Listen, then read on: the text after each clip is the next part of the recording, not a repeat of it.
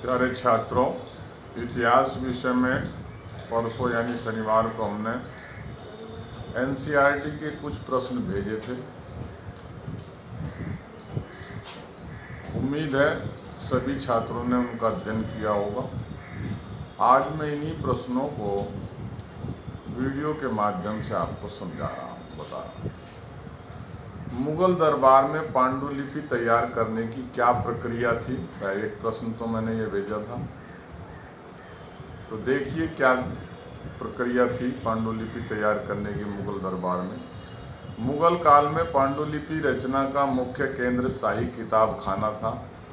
किताब खाना यानी एक लिपि घर, इसको लिपि घर भी बोला जाता था, जहाँ बादशाह की पांडुलिपियों का संग्रह रखा जाता था तथा नई पांडुलिपियों की रचना की जाती थी। पांडुलिपि की रचना में अनेक प्रकार के कार्य करने वाले लोग होते थे, यानी सारा कार्य एक ही व्यक्ति नहीं करता था। अलग अलग कार्य करने के लिए अलग अलग व्यक्ति नियुक्त किए गए थे। जैसे पांडुलिपि के पन्ने तैयार करने के लिए कागज बनाने वाले, पाठ की नकल तैयार करने हेतु सुलेखक थे, पृष्ठों को चमकाने के लिए कोफ्तगार थे और पाठ से दृश्यों को चित्रित करने के लिए चित्रकार थे।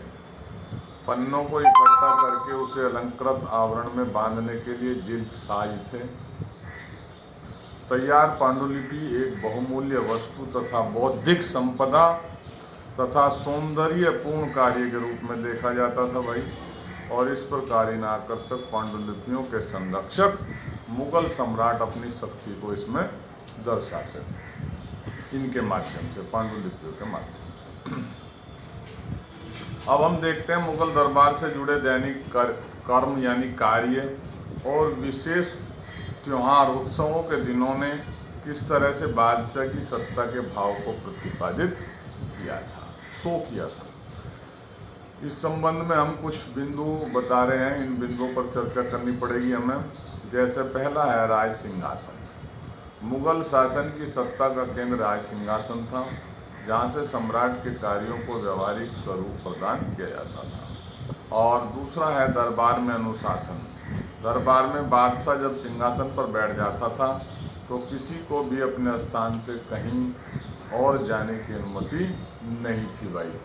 बादशाह की अनुमति के बिना कोई भी दरबार से बाहर नहीं जा सकता था और दरबार के नियमों का उल्लंघन करने वालों को तुरंत दंडित किया जाता था, दंड दिया जाता था। अधिकारियों के बैठने के स्थान यानी स्थल भी निश्चित थे भाई। मुगल दरबार में अधिकारियों की स्थिति उनके बैठने के स्थान से तय होती थी। सामान्यतः जो दरबारी सम्राट के जितने पास बैठता था वह उतना ही बड़ा अधिकारी माना जाता था। आज भी यह व्यवहार में नहीं है। दरबारियों का सम्मान करने का माध्यम क्या था? मुगल शासक को अभिवादन करने के तरीके से अभिवादनकर्ता की हैसियत का पता चलता था। झरोका प्रथा थी भाई उस समय, झरों का दर्शन। बादशाह अपने दिन का आरंभ सूर्योदय के साथ कुछ धार्मिक प्रार्थनाओं से करता था। इसके बाद बादशाह पूर्वमुखी छज्जे अर्थात झरोके पर आता था। पूर्व की तरफ को मुख होता था वह इसका, जहाँ से वह जनता को दर्शन देता था। झरोका दर्शन की प्रथा का उद्देश्य शाही सत्ता के प्रति जन विश्वास को एक तरीके से बढ़ावा देना था। दीवान आम क्या था भाई? अपनी सत्ता के कार्यों को पूर्ण करने के लिए बादशाह दीवान आम में जाता था। वहाँ राज्य के उच्च अधिकारी बादशाह को अपना अपना प्रतिवेदन प्रस्तुत करते थे। विशेष उत्सव के अवसर भी थे कुछ।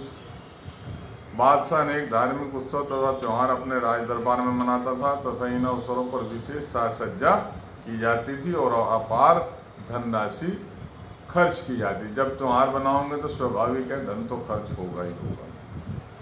इसके बाद हम देखते हैं नेक्स्ट क्वेश्चन। मुगल साम्राज्य में शाही परिवार की स्त्रियों द्वारा निभाई गई भूमिका का क्या, कौन कौन सी ऐसी भूमिकाएं थी जो मुगल साम्राज्य में शाही परिवार की स्त्रियां निभाती थी? तो मुगल साम्राज्य में शाही परिवार की स्त्रियों द्वारा निभाई गई भूमिका को हम निम्न बिंदुओं के अंतर्गत देख सकते हैं। पहला, नूरजहां ने महिलाओं की शासन में भागीदारी एवं नियंत्रण की प्रथा का चलन प्रारंभ किया। इससे पहले कोई महिला जो है शासन में भागीदारी नहीं करती थी, कि पहली महिला थी नूरजहां जिसने शासन में भागीदारी की। जहांगीर के समय नूरजहां की वास्तविक शासिका मानी जाती थी। जहांगीर के कार्यकाल में नूरजहां को वास्तविक शासिका माना जाता था। रानियां, नूरजहां के पश्चात मुगल रानियों और राजकुमारियों ने महत्वपूर्ण वित्तीय स्रोतों पर नियंत्रण रखना शुरू कर दिया। शाहजहां की पुत्रियों जहां आरा एवं रोशन आरा को ऊंचे मनसबदारों के समान वार्षिक आय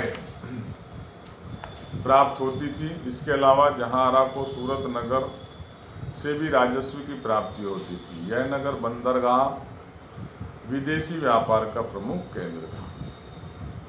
जहांआरा ने शाहजहां की नई राजधानी शाहजहानाबाद यानी दिल्ली एक तरीके की कई वास्तुकला परियोजनाओं में भाग लिया, और दिल्ली के हृदय स्थल चांदनी चौक का जो डिजाइन तैयार किया था वो किसने किया था भाई? शाहजहां आरा ने किया था।